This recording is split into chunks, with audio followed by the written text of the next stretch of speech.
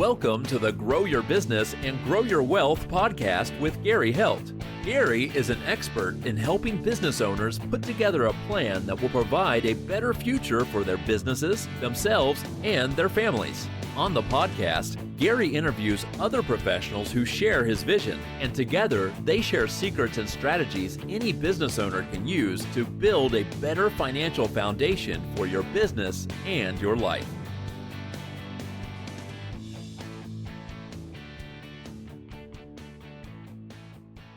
Hey, welcome back to the podcast. This week, our guest is Dr. Sherry Peel Jackson, and she is the founder and owner of SP Jackson Consulting, LLC. Welcome. Thank you for having me, Gary. Great. So can you share with us your journey, with, being a CPA and also being IRS agent, and kind of how you got where you are now? Oh, that's a real long story. So I selected accounting because I was decent in school in math and decided to get a CPA. And after I worked at CPA firms, which was very taxing, and then I went into corporate America, which was even worse. I saw an ad in the newspaper for IRS agent, and I read the requirements, and I said, I should be able to do this. And so that's how I ended up being an IRS agent. I worked there from 1988 to 1995. Then I left there and went into my CPA firm. Then I retired from being a CPA, and I'm a consultant. I actually help people keep, protect, and grow what they earn. But my specialty really is helping people with IRS problems since I've been there. Right. So, I guess everybody always has a negative image of IRS agents because they think that they're always out to get them. Can you talk about that? Because I've come across in my time, I have come across agents that were like that, but I also have come across a lot of them that really just want to help you and make sure that you're doing things the right way. Yeah, so Gary, it's really like playing Russian roulette. You don't know what you're going to get. There are people out there, I actually worked with some of them that really don't have a life outside of the IRS. And so they're not the nicest people, but for the most part, the people that I was around, they were fine, and they just thought that they were doing their duty and checking to see if you were filing the correct and paying the correct amount of tax. Right. Um, in your experience, both at the IRS, being a CPA and now a consultant, what are some of the common mistakes that you're seeing the small business owner make? Really, the biggest mistake they make is not taking accounting 101. You cannot depend on people because there are things that that you might not be telling them. When I had my CPA firm, I did bookkeeping and taxes, and if I did not know it, I couldn't help you. So they need a very, very basic understanding of accounting. That's the first thing. They need a very basic understanding of taxes, because when I was preparing tax returns, I would dig deep to find their deductions. And they don't know that Internal Revenue Code Section 162 exists. You can write off all ordinary and necessary business expenses. So Right. there were a lot of times when we ended up with, $2,000, $3,000, $4,000 more in expenses just because I asked the questions. So they need to be familiar with that, because everybody doesn't do what we do. They'll just take the information and then they'll spit it back out in a tax return, and you're missing out on thousands. And I think that's a big distinction between a tax preparer who again, you're given information, they're just throwing that on a tax return, as compared to a professional like you that actually will sit there and go into more questions. And I think that's why it's important that anybody who has a business, if you're just using a tax preparer, it's important to make sure you find somebody who's a professional that will help dig into things and they're asking the questions. Yeah, I got a story behind that. Sure. Back then I had a woman, she was a doctor, a medical doctor, and her husband owned a trucking company. So they had pretty decent income, and they were in the alternative minimum tax bracket. So she brought in, this was my first year with them, she brought in copies of the W-2s and 1099s and K-1s and all that. and her other information. And I didn't ask her, it wasn't my business why she gave me copies. So I did the tax return and called them back in and apologized profusely that I couldn't get them lower because, they did get hit by AMT. But then she looked at me and she said, "Do you know why I brought you copies?" And I said, "I don't." She says, "Well, we've been using this accountant for X amount of years and we wanted to try you out because we heard you were the deduction queen. So Right. you have us paying $4,000 less than he has us paying. So congratulations, you're our new accountant." But Right. it's so important that businesses are able to keep what they earn. So it's important for people like you and others that care not to just get the information and spit it back out. Yeah, I think, again, I think that that's, something that I try to educate on is that there's a huge difference between someone who's a tax preparer and then someone who is a professional that does this. And we even have people that are CPAs and in the profession that still are tax preparers, and they truly aren't the CPAs. They're not the consultants. Yeah. And I think that I'd like that you use that word too, is consulting, because you're doing way more than just preparing taxes or just helping with tax issues. You're helping consult them on their business, on their tax life, to be able to make sure that they're making the most of it. Right, right. What are some of the pitfalls that you see them falling into that you help with? Record keeping. Yeah. They do not like keeping records. I mean, I have some people that, oh, like get get a receipt and put it in the dash in the windshield and then it'll fly out the window. It's like you have to keep these receipts. You have to be able to prove your expenses. That is your job. And when you don't do that, then you leave yourself wide open for an audit and then owing a lot more plus penalties and interest. So the record keeping is key. The record keeping is one of the most important outside of understanding and growing your business. The record keeping has to be there.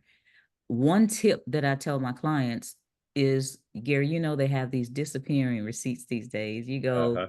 You get a receipt. I don't know whether that was by design or what, but that ink will go away. So Right. what I tell them is when they get these receipts, before they even file them, some people keep that stuff on apps. I'm an old school because if your phone breaks or something happens, you don't have your receipt. So I like the hard paper copy, but I ask them to copy it.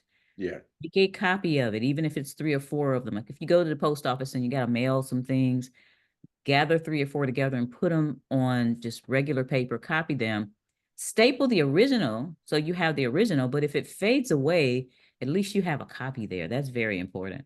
Right. I mean, for us wise veterans, you remember back to the day with the fax, and how the thermal paper used to do that, and really with a lot of credit card receipts, that's what people are still using, is still using that thermal paper. So it definitely fades. Um, I'm going to say I have a mix of some that are old school that want paper and stuff like that, and that's a great tip, is making a copy of the receipt, so then that way if it fades. But then also, from an IRS standpoint, if you do have it electronically, you still, I mean, that's as valid as having it on paper, so you're okay either way that you do it. But the big thing is making sure you have it. Right. That's right. They need to make sure they have those receipts. Another downfall is the business owner thinking that his debit card statements and credit card statements will suffice for an audit, and they will not. I could go to Walmart and which I do. I buy my paper from Walmart and I buy in the boxes, like Right. the 10 reams, but I could also buy groceries or clothes in Walmart. So they do not accept the debit and credit card statements. You need those receipts. So if you have something on your phone that is copying what you're getting, then that's going to work. But you can't come up during an audit and say, here are all my debit and credit card receipts. And I'm saying we don't have anything. Right, right. I think one of the ones that we're all having a lot of struggle with is Amazon. Oh, yeah. And same exactly what you're saying is that the clients think, oh, well, I bought, whatever from, these supplies and stuff from Amazon. It's like, yeah, you can buy anything from Amazon, Right. so you really need to do have, copies of those, which luckily, in Amazon, you can go back in and you can still pull down copies. Um, uh, you know, I know the answer to this question, but I'm going to put it out there anyway. So oh, I don't have access to that anymore. So Mhm. if somebody's going through an audit and it's like, oh, I don't have access to that Amazon account anymore, what's the IRS agent going to say? Well, we're sorry, but we can't accept anything. You don't have anything. Right. You are responsible to prove your expenses. And so if we could get that through their heads, I think a lot more people would save a lot more money. Yeah. Yeah. I agree with you. Um, Besides the record keeping, how else can someone help protect themselves from an IRS audit, and how should they be using professionals like us to help them with that? The biggest thing when I was an IRS agent and I was auditing small to medium sized businesses, aside from the record keeping, is how they treat and record their income. Mhm. So if you're making money and you're doing a lot of other transactions, transferring money, those kind of things you have to keep up with. They weren't keeping up with it. So you have to go backtrack later on and say, oh, all the money in this account, and some of them don't even understand. All of the money in this account is an income because I transferred the money in. A lot of IRS agents are going to take that total deposit for the year as income. You have to be Right. able to say 50% of this or 20% of this was transferred from another account. Another issue with the income would be, I suppose, them not not understanding that the IRS does have to prove income, but when you have 1099s and W-2s, especially with the 1099s, you got to keep up with those. Just because you don't have a copy of that 1099 or you didn't get the 1099 doesn't mean they don't want you to put that on there. For example, if you work for somebody, I had one guy, he left off about $15,000, and it was because he worked at that company January, February, and March, and he doesn't know what happened to he doesn't know, but it's going to show up because they have to remember that these companies will send in the 1099s to the IRS, and there is a matching program. Right. So you have to put that on there. And it actually says if you have to be responsible for it, even if they don't send you a 1099. So you can't think, oh, well, I didn't get a 1099 from that company that paid me $20,000. So I guess I'm not putting that on there. Yep. It's gonna show up on your transcript. Right, right. I'm laughing because I've had that conversation before, and it's like, and I try to tell him too. It's like, someone may late file, because Right. when they get in trouble, then the Yes. IRS will make them go back and do this. So then, Yes. if you didn't report it, then it's going to come back on you eventually. Yes, Um, yes, they when they get audited, they will not be able to take that expense unless they go back, and there's a penalty. Back when I was working, there was $50 for if you didn't file it with the IRS, and another 50 if you didn't give the person. So it was $100 per 1099. I had one company I was working with. It was a construction company, had $300,000 in labor, and they had not issued a single 1099. wow. Yeah. So the people that received those 1099s, let's say if there were a few companies that received out of that 300,000, they received 50, 60, $70,000. Then when they finally do turn those in, the IRS is going to go to those people or check to see if those people filed. I Right. had a bribery case. That was the bribery case. A construction company did not file about, we thought $45,000, but it was about 100 and something thousand dollars in 1099s. And when I got there and asked him about all his income and everything. Everything's copacetic. And then I brought upon him that he left off some 1099s and he offered me money Oh, in wow. order to make it go away. That was very interesting because I had to get wired up and meet him to exchange the money behind the mall and all that. It was bizarre. That's a pretty good story. Yeah, and they did take him to court and he pled because he didn't the bribery and because he didn't file the money. So yeah, Right, we have to be careful to make sure that our clients know what's expected of them and that they carry it out. I'm kind of the one that's going to kick you in the behind if you're not doing what I will get on them because I like to produce results. I don't want anybody to say, "Oh, she didn't help me and I got audited and I owed $50,000." I don't want that. right, right. And you know, and I will say that some, you know, that there are some things that will trigger an audit, but many times it's, you know, it's a random draw. And it's not necessarily something that the client's done or that we've done. It just, you know, sometimes your number's up. Um, Well, there are some things that I know that will trigger an audit. right, And right. like H&R Block and those, if you're guessing you're going to put round numbers, that's a big red flag. And when I Yeah, did audit those people that had tax returns done by those companies, 9 times out of 10, there were adjustments, sometimes large. So that is a big red flag, round numbers, because they know you're guessing. right, right.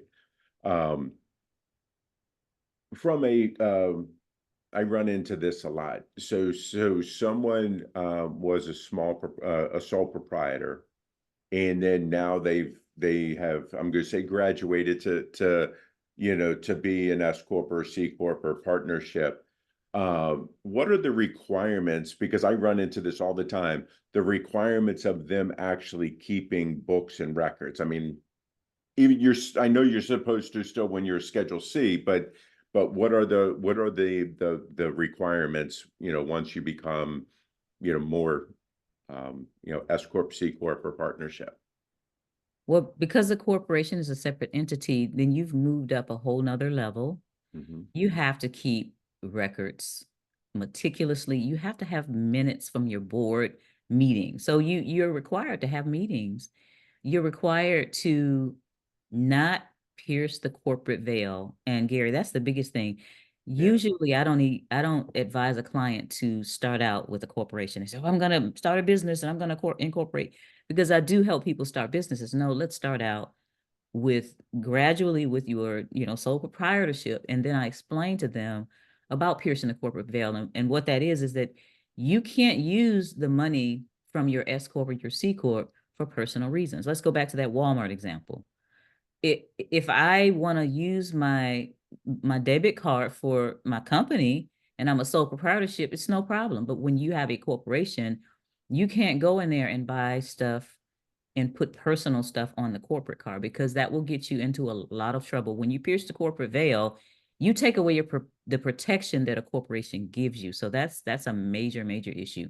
But the requirements and also the level of the tax return, you're going to pay a lot more because we have to put information about the balance sheet, the income statement, equity, all that. And that's not really something that's required on a Schedule C. right, right. And I think lots of times people forget that when they do graduate, and I tell them that it's like, look, you really need to have books and records. So before, if you had a profit and loss and that's what you used to report on the Schedule C, that was fine. But now you need to actually have a balance sheet. You need to actually keep track of all your liabilities and everything else, and need to report that on the tax return. And many of them have don't understand that. And that becomes a, you know, a little bit more complicated, for sure. Mhm. Um, what are some of the business or tax strategies that you're using to help the business owner reduce their tax liability? I go through these classes, they're 3-day classes and I teach them. And my methodology is the KPG system, keep, protect, and grow what you earn. So teaching them, and this is loosely what I say, how to write off everything but the kitchen sink legally. For example, we know about, let's say, for the ones that have a corporation, the Augusta rule, Mhm. where you can rent out your property for 14 days without taxes. And that can be a windfall for some people that have a company, as long as they're using a credible rental amount. Another one, and even bigger than that, is hiring your children. I did this when I had my CPA firm. Hiring your children, you can write off, what is it? Is it the standard deduction is about Mhm. $14,000 per child? Now, of course, there's that record keeping again. You've got to keep the records. You have to have timesheets. You have to have job descriptions just like anybody else. But you can hire your children that are between, they say, like 7 or 8 and 18. And I've seen where even some people that had babies because they were doing some photography for their advertisement. So there are the tax strategies that I tell people about are kind of unconventional, but they're legal and they really help people save money. I had one guy stand up and start doing a jig because he had 3 children between the ages of 8 and 18, and sitting down and figuring out what they can do for your company. And they have money, or you can have them gift that money back to you so they can have a private school tuition. That's what I did. I mean, my children never graced the halls of a government school because I always made sure that something was going on with them and my company where they wouldn't have to do that. Right. I think the other thing, even if you're not going to use it for school or something, having them put it into a Roth IRA when they're that age, a couple years of that, and then the growth would be, huge for them for that. Right. I had mine by silver and gold, and gold is up over $2,000 right now. So Right, right. good thing. Right. And I think the key there, like you said, is the record keeping. You need to have a bona fide job description. You need to pay them a wage that commiserate what they're doing. Yes. And things like that. And I find many times that people want to pay a higher wage, and it's like, no, you can't. But the other one that I think that people forget about is hiring your parents. Yes. If they're doing stuff for you, especially, you talked about the construction company, having, your retired father or whatever taking and driving material out to jobs and kind of running around. I think that that's something that lots of times people forget about, um, but it's important. Yeah, that is another strategy. With the children, you don't have to take out any taxes, federal, state, Social Security, or Medicare. Once they're over 18, then like a parent, I have one associate, she's an attorney, and her aunt and her mother work for her. So Mhm. that's a way to support your family. It's a great way to support your family as long as they're doing the work. Instead of them coming and asking for money, it's like, yeah, come on over here and work for me. I've had Right, at least 4 of my relatives work for me, and they do good because they have my best interest at heart, because I know that right, they know I have their best interest at heart. So yeah, hiring relatives and especially parents, if they need something to do, that would be great. right, right. Um, how do you help your clients, when you had your CPA business and now, how do you help your clients stay up to date with what the tax law changes are and everything? Because we have a lot that are expiring at the end of 25. Yes. But helping them prepare for that. There are a few accountants and CPAs that put out annual tax updates, and I keep up with those and send them those if they need, if they're the reading type. But most of our clients are not Right, going to do that, right, so I just keep up with that. For example, anything that's going to help them. So at the end of the year, we've got these falling off. They need to know that the standard deduction is going to be this. If you want to take the itemized deductions, you're going to have to come up with more than this. Those kinds of things I tell them. I don't do taxes anymore, but I keep them up to date. For example, when I listened to the podcast of Mr. Phillips, and he mhm, talked about, I know I sent that to my client because she is in the process of formulating her ideas to sell her business. So just knowing who your clients are and keeping them up with. I've got some crypto people, so I definitely have to stay on top of the yeah, crypto. yeah. You bring up crypto. That's one of those ones that a lot of people think that, okay, because it's hard to track, I don't have to report it. And on the both the business returns and the personal returns, it asks there's specific questions that you're answering on that. Can you talk about that a little bit? Yes, I think that the rules with crypto are changing and fluctuating because they really don't know what's going on. They Right, don't understand. It takes the government a while to really catch on. And my clients and others are complaining and griping about, oh, they want to tax my crypto and just they have a question on there, answer the right, question. Try to keep up with what you have. And the issue right now is that a lot of them aren't able to convert it. And that's another thing. There's, that the bill that they're trying to pass to tax unrealized gains, ooh, that ties into this. This is huge. yeah, This is huge. You cannot I can't, it would put a lot of people out of business to tax their unrealized gains. So I'm praying that this dystopian measure does not go through. But with the crypto, they have not gotten it transferred into a place where they can use it outside of just growing it. But they don't need to have to pay tax on it, just like anybody else that has some gains, until they actually physically are able to take advantage of the gains. yeah, yeah.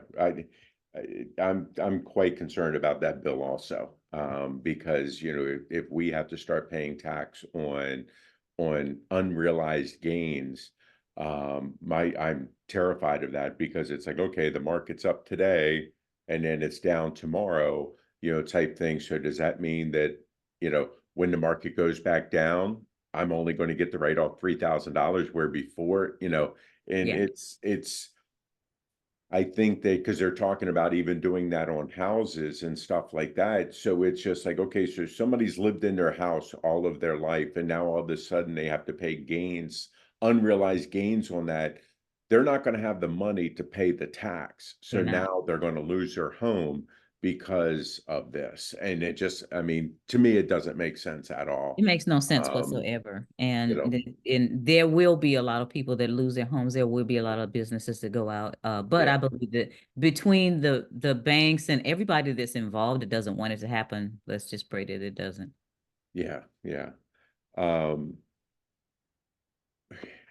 I could go on with you forever, because there's just, I like that we do a lot of the same things, and it's one of those things that you try to put out as much information as you can, and you try to educate as much as you can, but not everybody listens, and Yeah. that makes it more difficult.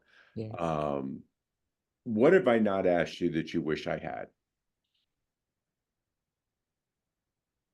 What is the most important thing that business owners and really individuals should be doing right now? We have an election coming up, and historically, things have taken a downturn after the election. So, preparing themselves financially. It makes no sense for you to have your business going and then all of a sudden you start to stumble and fall because of some rule or some things that are going on. Our economy is they say the numbers are up, but behind the scenes, it's not looking as good. So prepare, save money, make sure that you have at least 6 months of expenses and your business has at least 6 months of expenses because when things get rough, we don't want any of our clients to have to go out of business or file bankruptcy.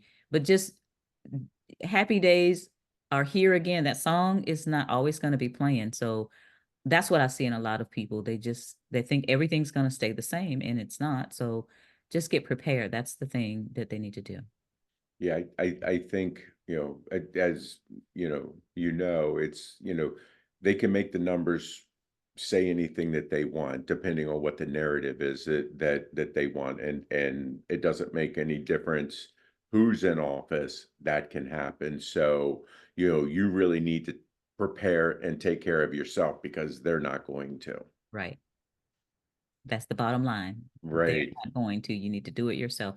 Get things together for yourself and your family and be satisfied that you've been warned up front to do that. Right. Um, Question I forgot to ask you. You said that you also help people that have IRS issues. Can you talk about that a little bit? Because um, the we hear a lot of advertising out there for these companies that say that they do penny, they settle debt pennies on the dollar and so forth. And us being in the business, we know that I don't know how they're able to advertise like that because to me it's not true, but you help people and you're doing it the right way. Can you talk about that a little bit? Because I think that's something important, especially with the election coming up and what may happen, with the economy, and people are going to need to know. Okay, so people have come to me, just like you said, and said, "Oh, I paid this company $2,000, and all they did was go in and negotiate a payment plan for me that I can't pay, and there Right. was no pennies." And it's interesting that everybody that comes to me and I ask them, did they talk to you about an offering compromise? And they say no. They just went in and negotiated a payment plan. So what I do is look at their last 3 years of tax returns and say, okay, well, and look at what the IRS is saying in an audit. And well, there are two different things. If the IRS says they owe money, but they're not being audited, that's one thing. Hmm. So we go in and look at the tax return and see if there's something that they left off, or what is the reason that they say you owe. Because I had one case out of California where she was panicking and they were saying she owed this money. We looked, and on her transcript, the W-2 was on there twice. The same Right. W-2 was on there Yep. twice, and they added it. So all we had to do is go in and say, hey, you doubled this up, and she was done. So we want to get to the root of why they say you owe. If it's something that you really truly owe, if you got some money out of your uh, IRA or 401k and then you didn't give it back, or then you look at, okay, if you can't afford a payment plan, if things have changed with some of my clients, we do an offer and compromise. Sometimes they're accepted and sometimes they're not. If you have a lot of assets, if of course, if you have equity and all, they don't want to do that. They want you to sell your home. One client, he owed 427, had to refinance the home, and it puts you in a situation. If someone is being audited, that's where I really like to come in, because that's what I used to do. I work Right. behind the scenes. I don't represent people before the IRS. I work behind the scenes to help them get their records together. For example, one of my clients, Cassandra, not too long ago, she um got diagnosed with MS, and the same day she got home and she got a letter in the mail saying that she was being audited. Well, she was one of those that was depending on her debit and credit card statements. So I Right. told her what to do. I told her to go back. You can go back and get these records from companies, and thank goodness the companies that she was working with for her business, you could go back 3 years. They're supposed to keep your records for 3 years. So she went back and she got even more. So the IRS ended up giving her a refund. So That's just working good. with them and having them understand. Now, Gary, I talked to them about the Cohen rule, and that's something that I don't even know if it's really out there. But there was a guy back in the day that was an entertainer. His last name was Cohen, and he didn't keep up with his receipts. He was in theater, so he was in New York and Chicago and LA and all over the place. And the Cohen rule basically says if you have income for your business, logic dictates that you have expenses. So you are able to recreate your expenses. You're able to backtrack and get records and piece things together to say, in order for me to have made this $700,000, I had to have expenses, and just those things. So we work with these clients to make sure that we've exhausted every avenue to make sure that they can go back and prove that they had these expenses. Right. Right. I think it's, point here is be careful when you have somebody represent you in front of the IRS in anything, and that hiring one of these companies, and if all they're doing is, they're not doing an offer and compromise or anything, and all they're doing is setting up a payment plan, you can do that on your own. Yes. You don't need to pay a company thousands of dollars to do it. Matter of fact, you can go online and you can do it online. And I believe that the IRS is allowing you any debt that you owe, payment plan up to 72 months. Yes. But you're only allowed to have one payment plan at a time. But again, just be careful with this, and find a professional that does this, that knows what they're doing, because that's really important. And I'll tell you, not all CPAs will do this type of work either. So, make sure you find one that does. Right. So, Sherry, if people like what they hear and they would like to talk to you, how can they reach out to you and talk to you? Well, they can email me at connect@sherrypeeljackson.com. Okay, great. So thank you for your time today. I really appreciate your wisdom. I think that the listeners will get a lot out of this, and hopefully do a much better job at record keeping than they've been doing. Thank you for having me, Gary. Great. Hey, this week our guest was Dr. Sherry Peel Jackson, and she is the founder and owner of SP Jackson Consulting LLC. And I'll see you guys next week. 49 faces looked to him in triumph. Over the last 12 months, they had each taken turns and promoted his business for a week at a time, driving over $987,342 in revenue. What if you had a network of 50 centers of influence who promoted your business every week for a year? Grab your copy of the #1 Amazon best-selling book, The Ultimate Guide to Growing Your Business with a Podcast, at 33% off the Amazon price by going to ultimatepodcastbook.com. Again, that website for 33% off the Amazon price is ultimatepodcastbook.com.